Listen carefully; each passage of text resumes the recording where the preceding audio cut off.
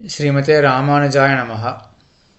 ரெண்டாவது அத்தியாயத்தினுடைய மூன்றாவது பாதத்தை பார்க்க வேண்டும். இதற்கு வியத் பாதம் என்று பெயர். முதல் பாதத்துக்கு ஸ்மிருதி பாதம் என்று பெயர். ரெண்டாவது அத்தியாயம் முதல் பாதம். இந்த ரெண்டாவது அத்தியாயம் என்னது? அவிரோத அத்தியாயம். அவிரோத அத்தியாயம்னா என்னது? முதல் அத்தியாயம் சமன்வய அத்தியாயம். வேதாந்த வாக்கியங்களில் எங்கெங்கெல்லாம் ஜெகத் காரணம் பேசப்படுறதோ அந்த வாக்கியங்கள்லாம் எதை கூறுகின்றன என்றால் சித்தை காட்டிலும் அச்சித்தை காட்டிலும் வேறுபட்ட பரமாத்மாவை கூறுகின்றன அப்படின்னு ஸ்தாபித்தாயிருது.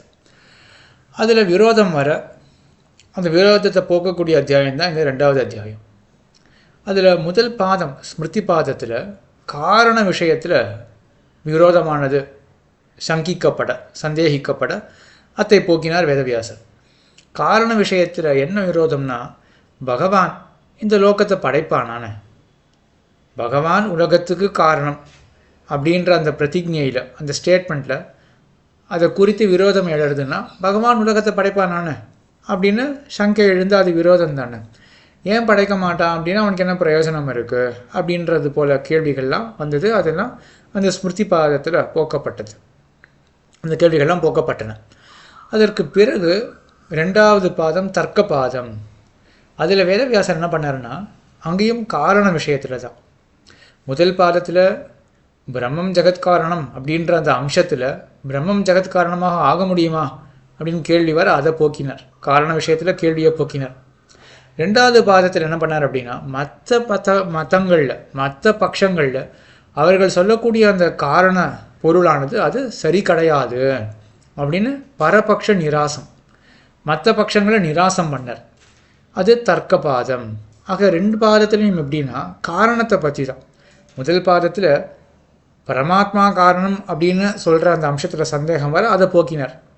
ரெண்டாவது பாதத்தில் நீங்கள் எதெல்லாம் காரணம் அப்படின்னு சொல்கிறீங்களோ, பரமாணுவ காரணம் அப்படின்னு சொல்கிறீங்கோ, பிரதானத்தை காரணம் அப்படின்னு சொல்கிறீங்கோ, உலகத்துக்கு சூன்யந்தான் காரணம், ஒன்றுமே காரணம் கிடையாது அப்படின்லாம் சொல்கிறீங்கோ, அதெல்லாம் தவறு அப்படின்னு ரெண்டாவது பாதம் தர்க்க பாதத்தில் அந்த பரமதங்களை நிராகரணம் பண்ணினார். இப்போ இந்த மூன்றாவது பாதம் வியத் பாதம். இதில் எப்படின்னா இந்த 3-4 இந்த ரெண்டு பாதங்களில் என்ன வேதவியாசர் பண்ணுறார் அப்படின்னா, காரிய விஷயத்தில் சோதனம் பண்ணுறார். அதில் சில விரோதங்கள் வர அதை போக்குறார். காரிய விஷயத்தில் என்ன விரோதம் அப்படின்னா, பிரம்மம் மொத்த ஜகத்துக்கும் காரணம் அப்படின்ற பிரதிஜை அந்த ஸ்டேட்மெண்ட்டை குலைக்க வேண்டும், அதை பிரேக் பண்ண வேண்டும்னா என்ன பண்ணலாம்? பிரம்மம் காரணமாக இருக்க முடியாது அப்படின்னு ஒரு ரீதியாக அந்த ஸ்டேட்மெண்ட்டை பிரேக் பண்ணலாம். அப்படி இல்லைன்னா உலகமானது காரியமாக இருக்குமான, பிரம்மம் உலகத்துக்கு காரணம் அப்படின்னா உலகம் காரியம் அப்படின்றதும் தேறுகிறது இல்லையா?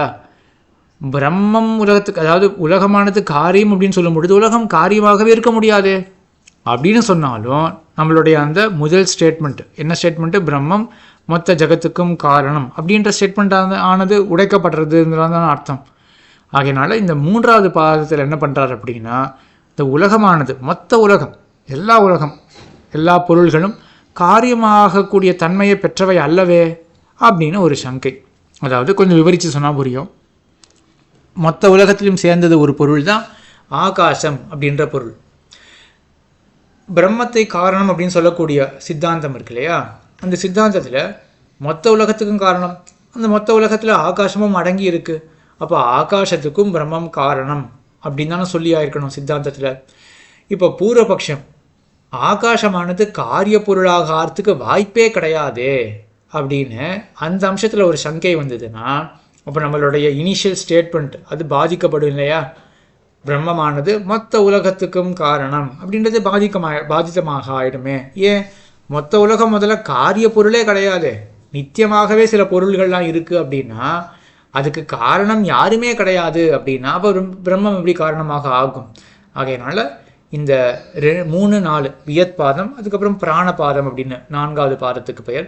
இந்த பாதங்கள் எல்லாம் ரெண்டு பாதங்கள்லேயும் காரிய விஷயத்தில் சோதனம், அதில் சில சங்கைகள் எழ அதை போக்குறது, அதான் சோதனம். சோதனம்னா கிளியர் பண்ணுறது அப்படின்னு அர்த்தம்.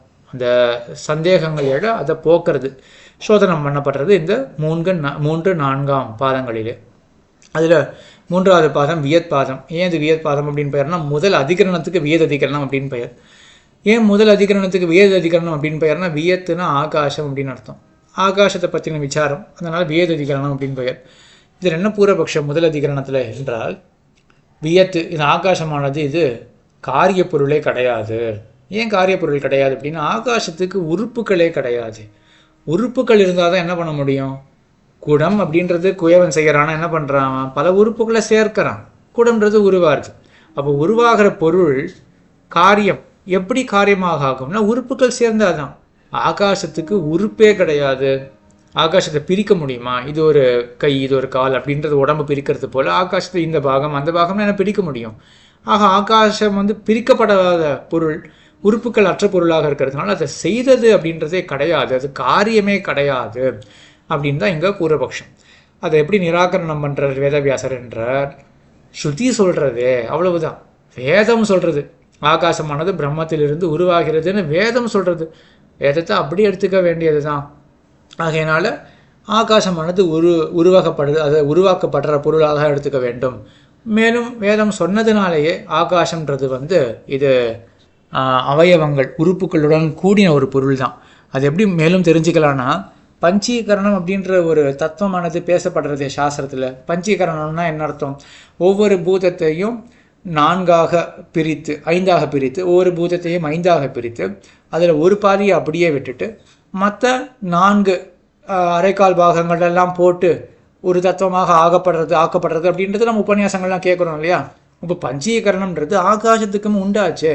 அப்போ ஆகாசன்ற தத்துவத்தையும் 5 பாகமாக பிரித்து அதில் பாதி ஆகாசமாகவே இருக்கும், மீதி பாதி மற்ற 4 பூதங்களினுடைய சேர்க்கை அப்படின்லாம் சொல்லும் பொழுது அப்போது ஆகாசம் பிரிக்கப்படுறது உறுப்புகள் கொண்டது அப்படின்றதே தெரியறது. ஆகையினால சாஸ்திரம் சொல்கிறபடியினால ஆகாசம் உறுப்பை கொண்டது, அது காரிய பொருள் தான் அப்படின்னு ஸ்தாபித்தார் முதல் அதிகரணம் வியத அதிகரணத்தில். 2வது அதிகரணம் தேஜோதிகரணம். இதில் தேஜஸ் அப்படின்னு ஆரம்பித்தாலும் தேஜஸ் அப்படின்றது பஞ்சபூதங்களில் ஒன்றான தேஜஸ் இல்லையா? ஆகாஷாத் வாயு, வாயோர் அக்னிஹி என்று பஞ்சபூதங்களில் 3வது தத்துவம் தேஜஸ் அப்படின்ற தத்துவம். இது தேஜோ அதிகரணம் அப்படின்னு பெயராக இருந்தால் கூட அதுக்கு பெயருக்கு ஒரு காரணம் இருக்குது. அதை பற்றி ரொம்ப ஆழமாக போக வேண்டாம். இந்த அதிகரணத்துக்கு என்ன தாத்பரியம் அப்படின்னா, பரமாத்மா இருக்கான். பரமாத்மாவுக்கு சரீரமாக என்ன இருக்குது? இந்த மூல பிரகிருதி சரீரமாக இருக்குது. அந்த மூல பிரகிருத்தியானது என்ன பண்ணுறது? அவிபக்த தமசு விபக்த தமசாக மாறி அதற்கு பிறகு மகான் அகங்காரம் அப்படின்னு மற்ற தத்துவங்கள்லாம் உண்டாகிறது இல்லையா? இந்த பரம்பரையில் நேர பகவான் அடுத்ததே உலகம் அப்படின்னு இல்லையே.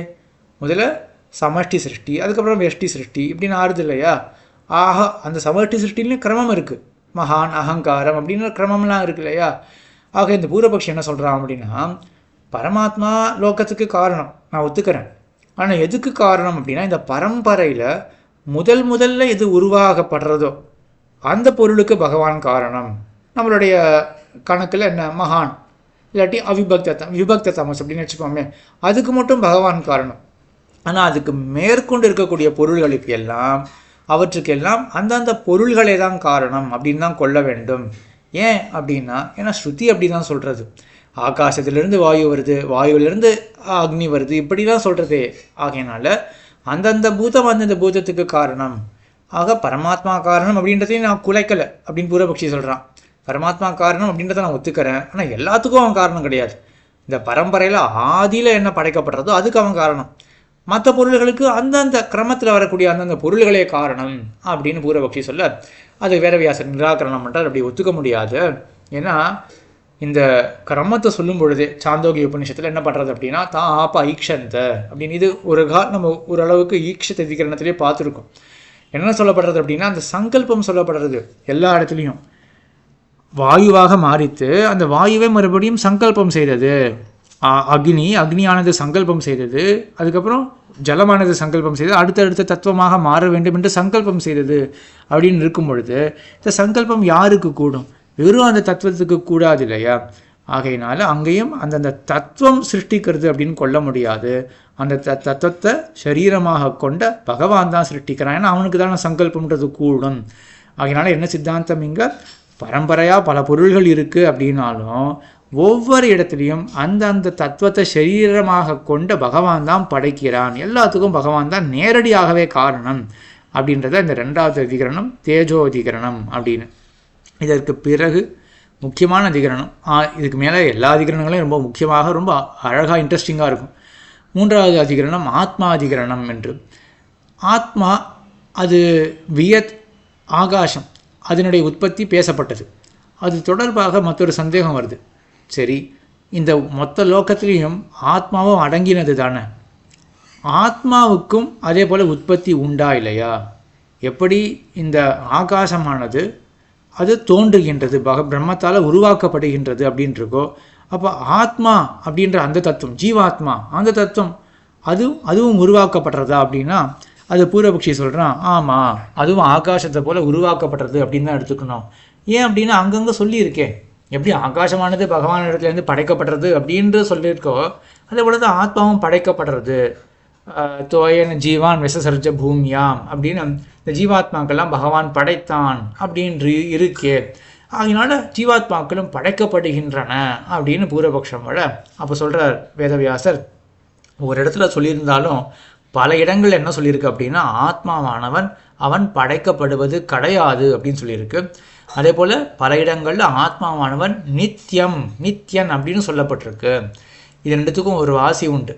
படைக்கப்படாதவன் அப்படின்னு அது அநேகமாக புரியும், படைக்கப்படாதவன் என்ன அப்படின்னு.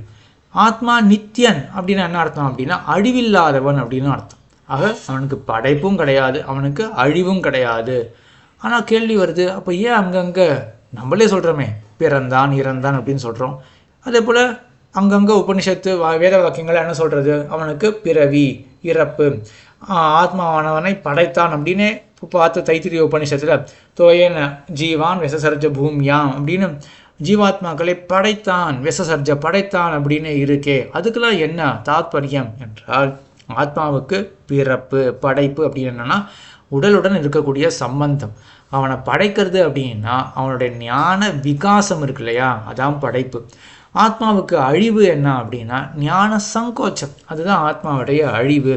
ஆக இங்கே 2 வச்சனங்கள், அதாவது 2 வார்த்தைகளை ஞாபகம் வச்சுக்கணும், 2 டேர்ம்ஸை ஞாபகம் வச்சுக்கணும். என்னன்னா வியத் ஆகாச விஷயத்தில் படைக்கிறது அப்படின்னா சொரூப அந்யதா லக்ஷணம் அப்படின்னு சொல்லுவார்கள். அதனுடைய சுரூபமே மாறுறது. இங்கே ஆத்மா விஷயத்தை சுரூபமே மாறுறது அப்படின்னா ஆகாசம் அப்படின்ற தத்துவம் முன்னாடி இல்லை. இப்போ மண் அப்படின்ற விஷயத்தை எடுத்துப்போமே, மண்ணானது குடமாக மாறுகிறது. இப்போ மண்ணே கண்ணுக்கு தெரியாது, மண் முன்னாடி இருக்கக்கூடிய அந்த உருவம் இருக்குல்லையே அது கண்ணுக்கே தெரியாது, வேற சுரூபமே மாறி இருக்கு. மண்ணானது அது பிண்டமாக இருந்தது, இப்போ அது குடமாக மாறி இருக்கு. இதான் சுரூப அந்நியதா லட்சணமான ஒரு காரியமாக இருக்கக்கூடிய தன்மை. ஆனால் ஆத்மா விஷயத்தில் அப்படி இல்லை. ஆத்மா புதுசாலாம் உருவாகாது, அது சின்ன அந்த அட்டாமிக் ஆத்மா, அணுவான ஆத்மா, அது அப்படியே தான் இருக்கும். அதனுடைய ஸ்வபாவம் மாறுறது. அதனுடைய தன்மை என்னது, அறிவு அப்படின்றது அதனுடைய தன்மை.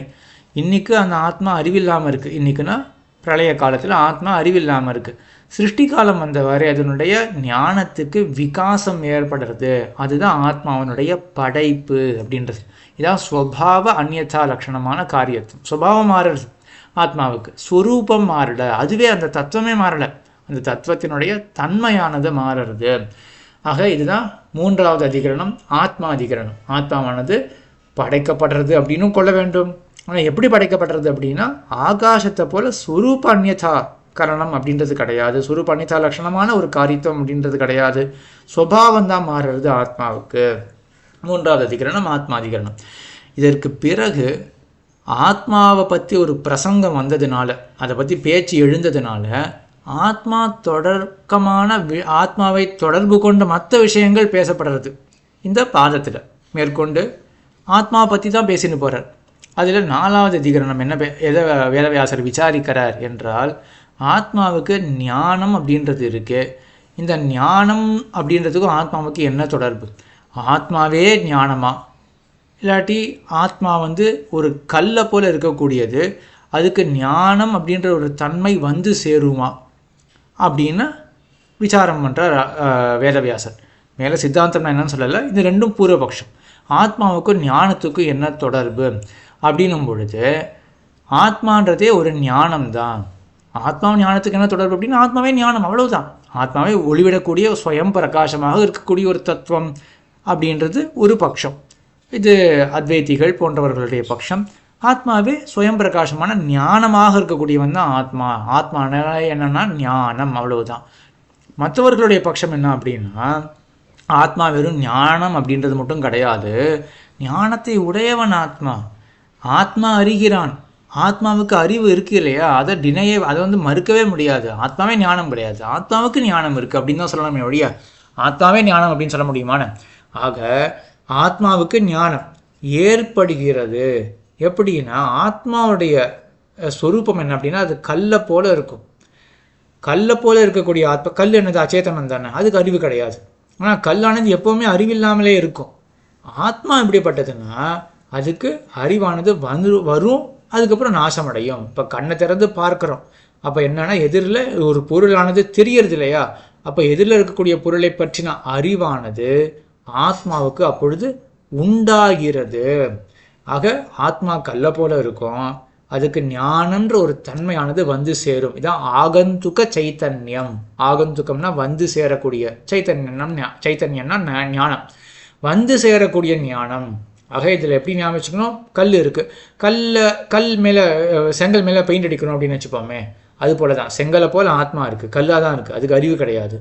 அதில் பெயிண்ட் அடிக்கிறது போல் என்ன ஆகுதுன்னா ஞானம் வந்து சேருறது அப்படின்னு ரெண்டாவது பட்சம். இதுதான் நையாயிக்கனுடைய பட்சம். சித்தாந்தம் என்ன அப்படின்னா இல்லை, ஆத்மாவை இப்படிலாம் கிடையாது, கல்லை போல கிடையாது. ஆத்மா அவன் இயல்பாகவே ஞானத்தை உடையவன். அவன் கல்லை போல கட்டையை போல இருக்கான், அவனுக்கு ஞானம் வந்து சேருறது அப்படின்லாம் கிடையாது. ஆத்மா ஞான ஸ்வரூபன், ஞான குணக்கனும் கூட. அதாவது ஆத்மாவே தான் ஞானம். இதான் தர்மிக் ஞானம் அப்படின்னு சொல்லுவார்கள். தர்மிக் ஞானம் அப்படின்னா ஞானம்னா என்ன, முதல்ல அது தெரிஞ்சுக்கணுமே. ஞானம்னா என்ன அப்படின்னா ஒரு விவகாரத்துக்கு காரணமாக இருக்கக்கூடியது தான் ஞானம். விவகாரம் அப்படின்னா செயல்பாடு. இந்த விவகாரம் அப்படின்ற சப்தங்கள், இந்த டேர்ம்ஸ்லாம் நம்ம அநேகமாக ஜிக்ஞாசாதிகரணத்திலே பார்த்துருக்கோம். அதனால் அதை கேட்டவர்களுக்கு இது புலப்படும். விவகாரம் அப்படின்னா செயல், எப்படிப்பட்ட செயல்னால் பேச்சாகிற செயலாக இருக்கலாம், இல்லாட்டி கை கால் அசக்கிற செயலாக தான் இருக்கலாம். நதியிலேருந்து ஜலத்தை கொண்டு வரணும், அது ஒரு செயல் தானே, ஒரு வியாபாரம் தானே. நம்ம எப்படி ஜலத்தை கொண்டு வருவோம், குடத்தை கொண்டு ஜலத்தை கொண்டு வரோம் அப்படின்னு வச்சுப்போமே, இல்லாட்டி கணத்தில் குடத்தை போட்டு நம்ம ஜலத்தை இழுக்கிறோம். இந்த செயலை நம்ம எப்போ செய்வோம், எதிரில் குடம் இருக்குது அப்படின்னு தெரிஞ்சால் தானே அந்த குடத்தை தாம்பு கயத்தில் வந்து நம்ம அந்த சுருக்கில் மாட்டி கணத்தில் போட்டு ஜலத்தை இழுப்போம். அப்போது இந்த செயலுக்கு என்ன வேணும், அறிவு வேணும். குடமானது எதிரில் இருக்குது அப்படின்னு தெரிஞ்சால் தான் அந்த செயலையே செய்ய முடியும். ஆக அறிவு அப்படின்னாலே ஒரு செயலுக்கு காரணமாக இருக்கக்கூடியது. அதே போல் பேச்சு வழக்குக்கு எதிரில் கூட இருந்தால் தான் எதிரில் கூட இருக்குது எடுத்துக்கோ அப்படின்னு இன்னொருத்தருக்கு சொல்ல முடியும்.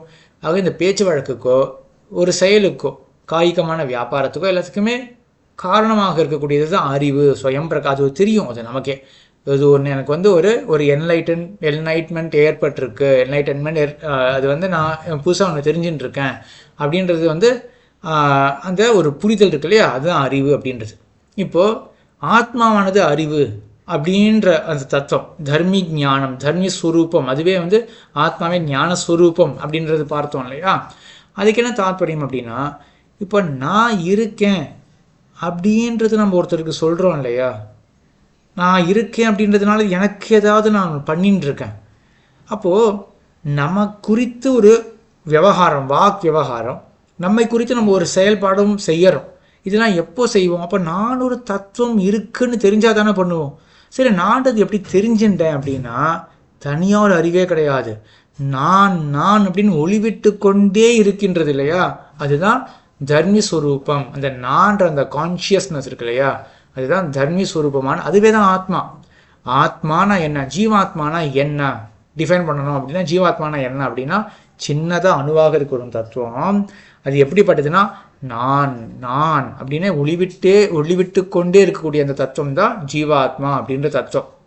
அந்த நான் அப்படின்றது அந்தந்த ஜீவாத்மாவுக்கு மட்டும் தான் தெரியும், அடுத்தவருக்கு வந்து இவர் அப்படின்றதுலாம் தெரிய வராது. அந்த நான் அப்படின்றது தனக்கே ஒளிவிட்டு கொண்டிருக்கும். அதுதான் தர்மி ஸ்வரூபமான ஞானம். இதுதான் ஞானமே வடிவெடுத்தவன் ஜீவாத்மா அப்படின்றதுக்கு இதான் தாற்பயம். ஏன்னா ஞானமே தான் அவன் அப்படின்றதுக்கு இதான் தாற்பயம். அவனே வந்து ஒளிவிட்டு கொண்டே இருக்கின்றான். இப்போ இப்படிப்பட்ட ஜீவாத்மாவுக்கு அவன் என்ன தன்னை மட்டுமா தெரிஞ்சுக்கிறான், மற்ற விஷயங்களையும் தெரிஞ்சுக்கிறான் இல்லையா, அப்போதான் தர்ம பூத ஞானம் அப்படின்றது வருது. அப்போ தன்னை எப்படி அவன் தெரிஞ்சுக்கிறான் அப்படின்னா, அவனே அந்த அறிவு தான், நான் அப்படின்ற அந்த கான்ஷியஸ்னஸ், தன்னை பற்றி அவன் எப்பவுமே தெரிஞ்சுட்டே தான் இருப்பான். ஐ எக்ஸிஸ்ட். இப்போ இந்த ஆர்டிஃபிஷியல் இன்டெலிஜென்ஸ்லாம் அதை தான் சொல்லிட்டு இருக்கா இல்லையா, அந்த கம்ப்யூட்டருக்கு தெரியுமா தான் இருக்கின்றது, அந்த கம்ப்யூட்டருக்கு தெரியுமா அப்படின்னு. அதுதான் அந்த ஆத்ம தத்துவமே. நான் இருக்கேன் அப்படின்ற அந்த செல்ஃப் அவேர்னஸ் இருக்கு இல்லையா, அதுதான் அந்த ஆத்ம தத்துவம். அந்த ஜீவாத்மா தன்னை தானே அறிஞ்சுன்னு இருக்கு, அது தர்மிக் ஞானம். மற்ற பொருள்களை அறியறது இல்லையா, அந்த அறிவு தான் தர்ம பூத ஞானம். அதுக்கு என்ன, இந்த சம்சார தசையில் நம்ம எப்படி மற்ற பொருள்களை அறிய முடியும்? கண் போன்ற புலன்களை கொண்டு தான் மற்ற பொருள்களை நாம் அறிய போகிறோம். ஆக வேதவியாசர் என்ன சொல்கிறார் அப்படின்னா, இந்த ஆத்மாதிகரணம் 4வது அதிகரணத்தில் இந்த ஜீவாத்மாவானது கல்லை போல கட்டையை போலலாம் கிடையாது, இது ஞான சுரூபமாகவே இருக்கும், ஞான குணக்கமாகவும் இருக்கும். ஆக நான் அப்படின்ற அந்த ஒளிவிட்டு கொண்டு இருக்கின்ற அந்த ஞானமாகவும் இந்த ஆத்மா இருக்கும். மற்ற பொருள்களை அறியும் தன்மையை பெற்றதாகவும் இந்த ஆத்மாவானது இருக்கும் அப்படின்னு ஞான குணக்கனாகவும், ஞானத்தை குணமாக உடையவனாகவும் இருப்பான், தானே ஞானமாகவும் இருப்பான் அப்படின்ற முக்கியமான அம்சத்தை இந்த 4வது அதிகரணம் ஞாதிகரணம் அப்படின்னு பெயர். 4வது அதிகரணத்தில் சொன்னார் ஞாதிகரணம் அப்படின்னு. அதுக்கப்புறம் 5வது அதிகரணத்தில் கர்த்திர அதிகரணம் அப்படின்ற அதிகரணத்தில் என்ன பண்ணுறாரு அப்படின்னா, சரி ஆத்மாவுக்கு ஞானம் இருக்குது, சரிதான், ஆத்மா இயல்பாகவே அறிஞ்சுட்டே இருக்கான், எல்லா பொருள்களையும் அறியக்கூடிய தன்மை அவனுக்கு இருக்குது. ஆனால் சம்சார தசையில் என்ன ஆகும் அப்படின்னா, இந்த உடம்பால் மறைக்கப்பட்டு அவன் இந்த கண்ணை கொண்டு தான் மற்ற விஷயங்களை அறியக்கூடிய ஒரு சூழ்நிலையில் ஆத்மாவானவன் இருப்பான். முக்தாத்மாவாக ஆயிட்டான் அப்படின்னா அவன் எப்போவுமே எல்லாத்தையுமே அறிஞ்சுட்டு இருப்பான், சர்வஜனாக ஆயிடுவான். ஆக அறிவு அப்படின்றது எப்போவுமே ஆத்மாவுக்கு இருக்குது அப்படின்றத போன அதிகரணத்தில் சித்தாந்தம் பண்ணார்.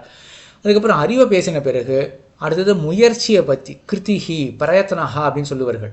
முயற்சியை பற்றின ஒரு சந்தேகம் வருது, ஒரு சர்ச்சை வருது.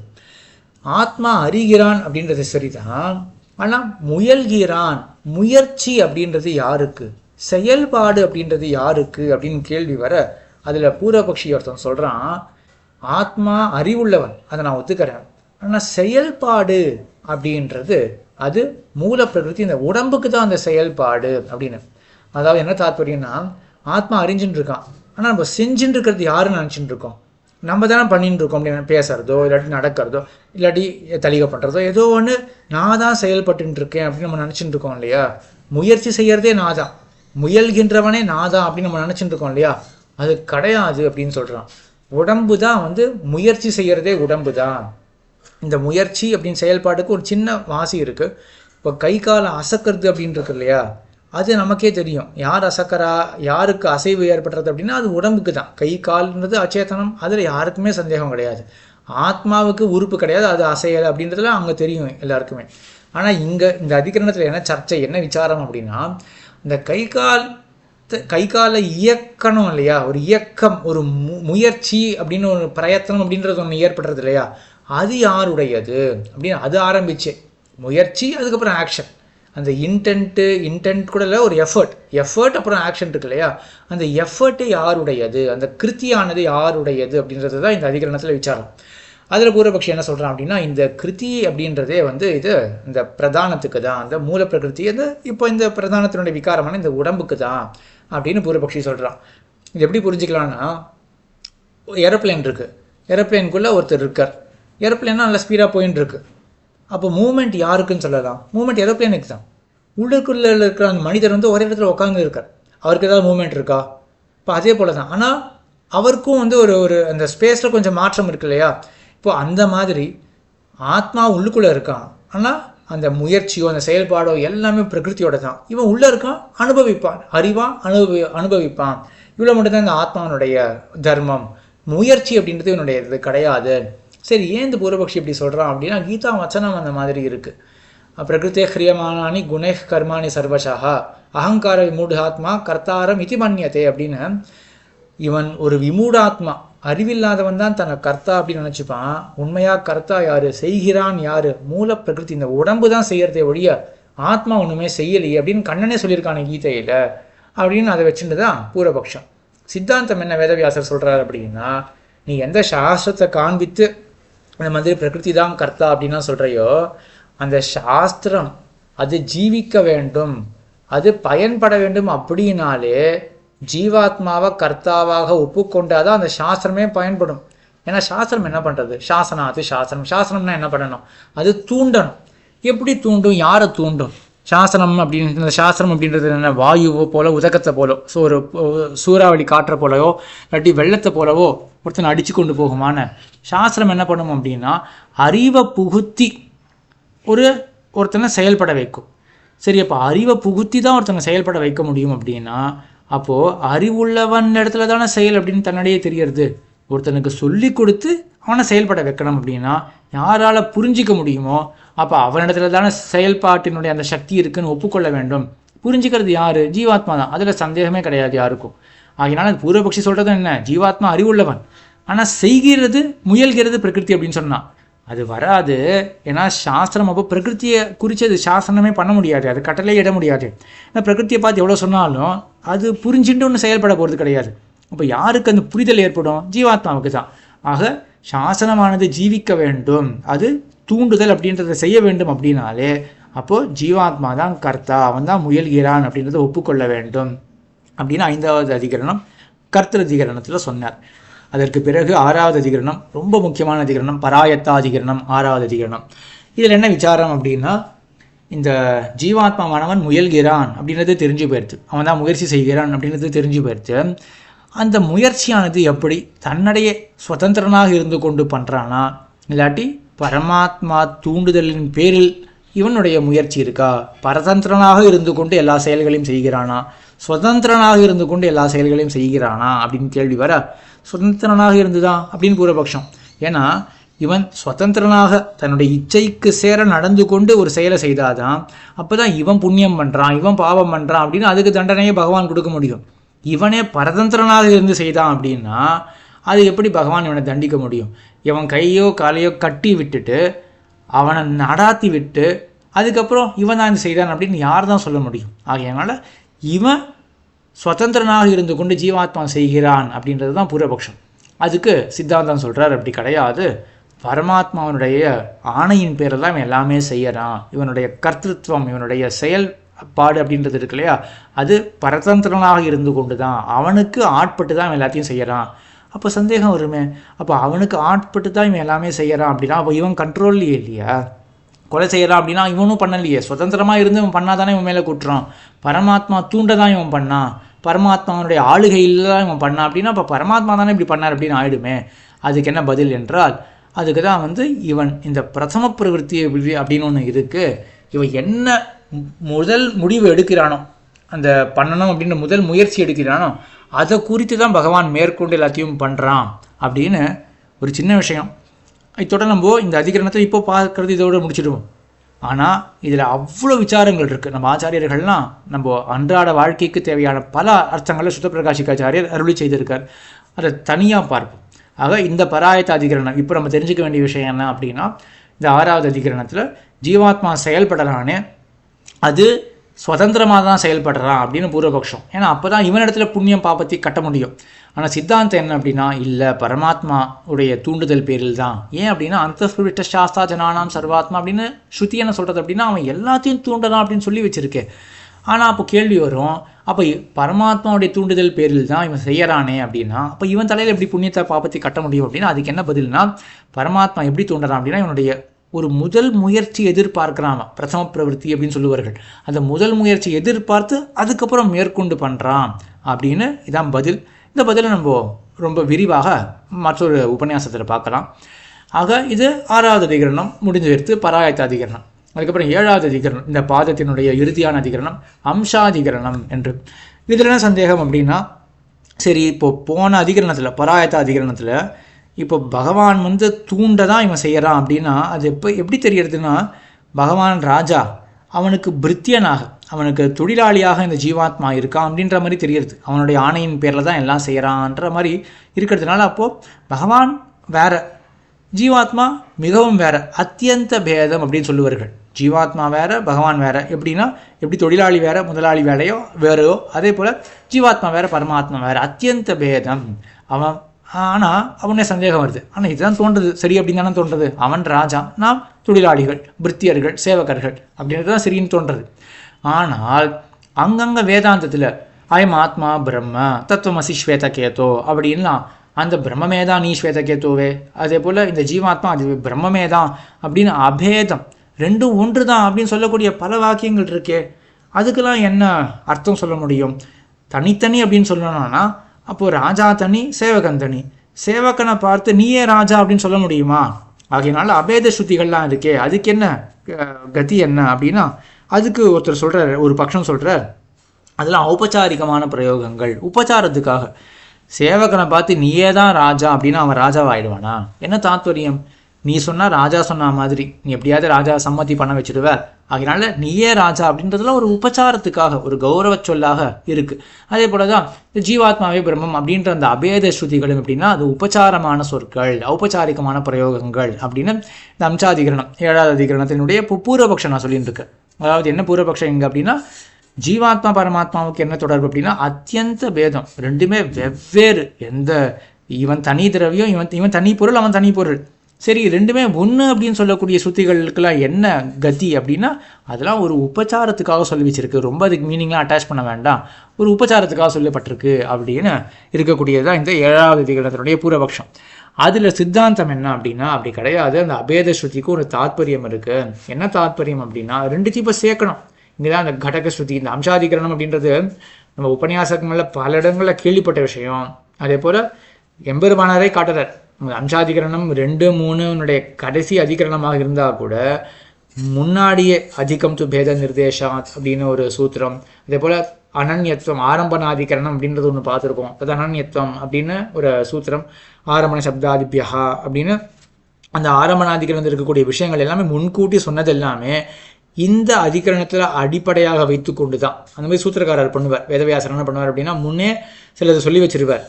சொல்லி வச்சதை சித்தவத் கிருத்திய அப்படின்னு சொல்லுவார்கள். முன்னாடியே சிலதை அவர் இப்படிதான் அப்படின்னு நிலைநாட்டினதாக வைத்து கொண்டு உன்னை மேல் கட்டடம் கட்ட ஆரம்பிச்சிடுவார். அப்புறம் தான் என்ன பண்ணுவார் அப்படின்னா நிலைநாட்டப்பட்ட அந்த விஷயம் நிலைநாட்டப்பட்டுவே இருக்காது, அதை மேற்கொண்டு மறுபடியும் நிலைநாட்டிட்டு முன்னாடி சொன்னேன் இல்லையா அது இதனால தான் நான் சொன்னேன் அப்படின்னு காட்டுவார். அது போல தான் இது. இந்த அம்சாதிகரணம்ன்றது ரொம்ப முக்கியமான அதிகரணம். நமக்கு ரொம்ப விஷயம், பகவானுக்கு இந்த ஜீவாத்மா சரீரம் அவனுக்கு ஒரு அம்சம் தான் இந்த ஜீவாத்மா அப்படின்றதுலாம் நம்ம ரொம்ப கேள்விப்பட்ட விஷயமா இருக்கிறதுனால நமக்கு இது ரொம்ப பொதுவான கான்செப்டாக தெரியல. ஆனால் இந்த வேதவியாசர் போகிற கிரமத்தில் பார்த்தோமே என்றால் இது இங்கே தான் ஒரு சாதிக்கிற இந்த அம்சாதிகரணம் அப்படின்ற இந்த இடத்துல தான் ஜீவாத்மாவானவன் பகவானுக்கு அம்சம் அப்படின்றத சாதிக்கிறார். அம்சம்னா என்ன அர்த்தம் அப்படின்னா விசிஷ்டமாக ஒரு பொருள் இருக்கு. விசிஷ்டம் அப்படின்னா அம்சம் இப்படி வச்சுப்போமே, இங்கேயும் ஒரு சர்ச்சை இருக்கு. அம்சம் அப்படின்னா விசேஷ்ய ஏகதேசமா விசிஷ்ட ஏகதேசமா அப்படின்னு ஒரு சர்ச்சை இருக்கு. விசேஷ்ய ஏகதேசம் அப்படின்னா ஒரு பொருள் இருக்கு. இட்லி அப்படின்னு ஒரு பொருள் எடுத்துப்போமே, இட்லியினுடைய அம்சம்னா என்ன?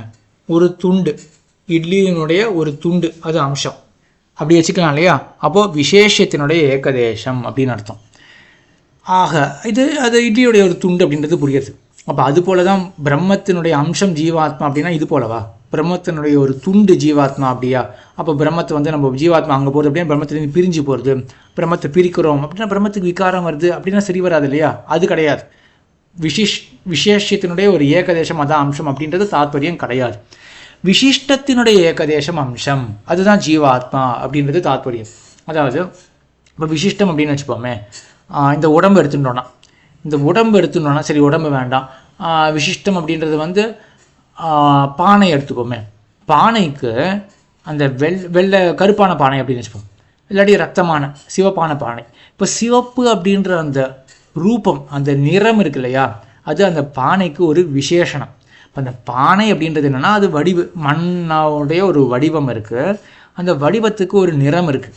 அப்போ பானை அப்படின்றது என்ன குறிக்கிறது? இப்போது அந்த நிறத்தினுடன் கூடிய அந்த வடிவத்தை குறிக்கிறது இல்லையா, இதான் விசிஷ்டம். நிறத்தினுடன் கூடின அதான் விசிஷ்டம், கூடியது தான் வைசிஷ்டியம். இப்போ நிறத்தினுடன் கூடின அந்த வடிவம் அதை பானை அப்படின்னு சொல்கிறோம். இதனுடைய ஏகதேசம் அம்சம் என்ன, இதனுடைய ஒரு பகுதி என்ன அப்படின்னா அந்த நிறமே ஒரு பகுதி தான். அப்போ விசேஷணமே அம்சம் அப்படின்னு சொல்லப்படும். அதனுடைய ஒரு பகுதியானது அம்சம் அப்படின்றது சொல்லப்படும், அது ஒரு பகுதியாக சொல்லப்படும் விசேஷணமே. அதுபோல தான் ஜீவாத்மாவானவன் பிரம்மத்துக்கு அம்சம். அவன் விசேஷணமாக பகவானுக்கு இருக்கிறான், பிரகாரமாக அவனை சார்ந்தே இருக்கின்றான். எப்படி அந்த பானையை சார்ந்தே தான் அந்த ரத்த நிறம், சிவப்பு நிறம் இருக்குமோ, அதே போல் பகவானை சார்ந்தே தான் இந்த ஜீவாத்மா இருக்கான் இல்லையா. ஆகையினால ஜீவாத்மாவானவன் அம்சமாக இருக்கான். இப்படி சொன்னதுனால என்ன கிடைக்கிறது நமக்கு அப்படின்னா, பகவான் வேற, ஜீவாத்மா வேற, ராஜா வேற, சேவகன் வேற. அது அத்தியந்த பேதம். ஆனால் அதை ஒப்புக்கொள்கிறோம் நம்ம. பகவான் ராஜா அவன் தனி, அவன் மாயனாவது அதுவே அப்படின்னு அவன் தனியாக தான் இருக்கான் அந்த தத்துவம். நாம் சேவக்கர்கள், நாம் தனிதான், தொண்டர்கள் தான். ஆனால் அயமாத்மா பிரம்மா தத்துவமசி ஸ்வேதகேதோ என்று அபேத ஸ்ருதிகள்லாம் இருக்கே, பிரம்மமே தான் ஜீவாத்மா அப்படின்னு சொல்லக்கூடிய அந்த ஸ்ருதிகள்லாம் இருக்கே, அதுக்கு என்ன நிர்வாகம் பண்ண முடியும் அப்படின்றது தான். இது எம்பெருமானார் மட்டுமே காட்டக்கூடிய நிர்வாகம். ஏன்னா மற்ற பட்சத்துலலாம் அப்போ அந்த பேத ஸ்ருதியை பார்த்தா அபேத ஸ்ருதியை விட வேண்டும், அபேத ஸ்ருதியை பார்த்தா வேத ஸ்ருதியை விட வேண்டும். எம்பெருமானார் என்ன பண்ணுறார் அப்படின்னா, பேதத்தையும் எடுத்துக்கிறார். ராஜா வேற, சேவகன் வேற, அதை ஒத்துக்கிறார். அதே போல் அந்த ஜீவாத்மாவானது பிரம்மத்துக்கு அம்சம், விசேஷணம் அப்படின்னு சொன்னதுனால இப்போ என்ன ஆகுதுன்னா, ஜீவாத்மாவே தான் பிரம்மம் அப்படின்னு சொல்லும் பொழுது இந்த விசேஷணம் அப்படின்னு இருக்கிறதுனால ஒரு நெருக்கம் இருக்கு இல்லையா, அந்த நெருக்கமானது ரொம்ப முக்கியமாகவே இருக்குது. இப்போ ஜீவாத்மாவே பிரம்மம் அப்படின்னு சொல்கிறதா இருந்தால், இப்போ ஜீவாத்மாவானது பிரம்மத்துக்கு பிரகாரம் அவனை சார்ந்தே தானே இருக்குது. ஆகையினால ஜீவாத்மாவே பிரம்மம் அப்படின்னு சுலபமாக சொல்ல முடியும் அப்படின்றது தான் இந்த விசிஷ்டாத்வைத மதத்திலுடைய ஒரு சீரிய கருத்து. அந்த பேதம் அப்படின்றதும் இருக்குது, அவன் வேற நான் வேற அப்படின்றதும் இருக்குது. ஆனால் அத்தியந்த பேதம், பெருத்த வேறுபாடு, சம்பந்தமே இல்லை அப்படின்றது கிடையாது. அவனுக்கு நான் ஷரீரமாக நான் இருக்கிறதுனால, ஜீவாத்மாவாக நான் அவனுக்கு ஷரீரமாக இருக்கிறதுனால ஒரு ஒரு ஒரு பிரகாரி பாவம், விசேஷ பாவம் இருக்கிறதுனால என்ன சொல்லும் பொழுது அவனை குறிக்கிறதுல எந்த தட்டும் கிடையாது. ஆகினால் அபேத ஸ்ருதியும் சுலபமாக நாம் அர்த்தம் சொல்ல முடியும். அப்போ தத்துவமசி ஸ்வேதகேதோ, ஸ்வேதகேதுவே நீ தான் அந்த பிரம்மம் அப்படின்னு சொன்னால், அந்த நீ அப்படின்ற சொல்லே யாரை குறிக்கிறது? இப்போது அந்த பிரம்மத்தை குறிக்கிறதுக்கு இப்போ நல்ல சம்பாவனை இருக்குது. ஏன்னா இவனே அவனுக்கு ஒரு அம்சம் தானே, தனித்து பிரித்த ஒரு வஸ்து கிடையாது, அவனுடைய ஒரு அம்சம் தானே. ஆக அம்சத்தை சொன்னால் அது அம்சியை குறிக்காதா, அந்த அம்சத்தை உடையவனை குறிக்காதா? ஆகையினால அபேத ஸ்ருதியும் நாம் சரி கட்ட முடியும் அப்படின்றது தான் இந்த அம்சாதிகரணத்தினுடைய முக்கியமான கொள்கை. ஆக இந்த 3வது பாதம் முற்றிற்று. இது என்ன? இந்த 3வது பாதத்துக்கு வியத் பாதம் அப்படின்னு பெயர். வியத் அப்படின்னா ஆகாசம். இந்த பொருள்கள்லாம் காரியமாக இருக்கிறதுக்கு தகுதி பெற்றனவா அப்படின்றது தான் இந்த பாதத்தில் பெருத்த விசாரம். அதில் வியத் அப்படின்றத ஆரம்பித்தார். ஆகாசமானது காரியமா அப்படின்னு ஆரம்பித்தார். அது காரியம்தான் அப்படின்னு ஸ்தாபித்தார். அதுக்கப்புறம் ஆத்மா எப்படி காரியம் அப்படின்னு சிந்தனை பண்ண ஆரம்பித்தார். உண்மையாக அவத்தோடு முடிகிறது இந்த வியத் அதிகரணம், 2வது தேஜோ அதிகரணம், அதுக்கப்புறம் 3வது ஆத்மாதிகரணம். அதோட இந்த காரிய காரண பாவத்தை பற்றி விசாரம் முடிஞ்சு போய்டுறது. அதுக்கப்புறம் ஆத்மா சொல்லப்பட்டதுனால ஆத்மாவினுடைய சர்ச்சை ஆனது ஏற்பட்டது. ஆத்மாவுக்கு ஞானம்ன்றது எப்படி இருக்குது அப்படின்னும், ஆத்மா தான் கர்த்தாவா, அவன் தான் முயற்சி செய்கிறானா அப்படின்னும், அந்த முயற்சியும் தானாக சுதந்திரனாக செய்கிறானா பரதந்திரனாக செய்கிறானா அப்படின்னும், அதுக்கப்புறம் ஆத்மாவை பற்றி அந்த அபேத ஸ்ருதி இருக்குது, அது எப்படி நிர்வாகம் பண்ணுறது அப்படின்னும் அம்சாதிகரணம் பரியந்தமாக நம்ம பார்த்தோம். ஆக இதில் ஒரு அம்சம் விடப்பட்டிருக்கு. அந்த பராயத்தாதிகரணத்தில் எப்படி பகவான் நம்ம தூண்டுறான் அப்படின்றது ரொம்ப ஆச்சரியமான விஷயம். அதை அடுத்த வகுப்பில் அடுத்த உபன்யாசத்தில் அதை பற்றி அனுபவிக்கலாம். ஆழ்வார் திருவடிகளே சரணம், எம்பெருமானார் திருவடிகளே சரணம், ஜீயர் திருவடிகளே சரணம்.